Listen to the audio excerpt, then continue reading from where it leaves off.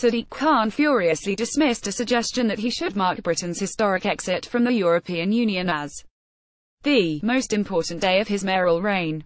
During a London Assembly meeting, where elected London officials pose questions to the mayor, a Ukip member of the Assembly David Kurten brought up the capital's plans for March 29, 2019, noting that the day when Britain leaves the EU was only 1 year away. Mr. Kurten quizzed the mayor on how London would celebrate the long-awaited departure from the EU. London AssemblyKhan furiously dismissed a suggestion that he should mark Britain's historic exit from the EUMr Khan, who supported Remain, was also challenged on whether he would finally take down the EU flag that flies outside London City Hall. Mr. Kurten said, "You mark many things as mayor. You've marked the 100th anniversary of women's suffrage. I'm sure you'll be marking the 50th anniversary of the death of Martin Luther King next month, but Brexit is by far the most important event that will happen in the UK during your reign, and may I remind you that 17.4 million people in the country voted for Brexit and 1.4 million people in London voted for Brexit, which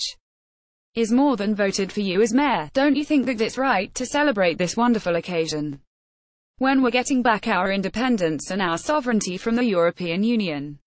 The Labour mayor ripped into Mr. Kurten, claiming that more Londoners voted to remain than leave in the referendum before he lashed out at the state of Ukip itself. He said, "Well, you will find that more people voted Remain in London. If your party's still around next year, I'd be curious to see what ideas you have. Maybe there'll be a bucket going around for the legal fees they've got to pay in the next couple of weeks." Khan was challenged on whether he would finally take down the EU flag that flies outside City Hall. "Isn't the right thing to do to mark the day we leave the European Union to take down that EU flag outside City Hall?"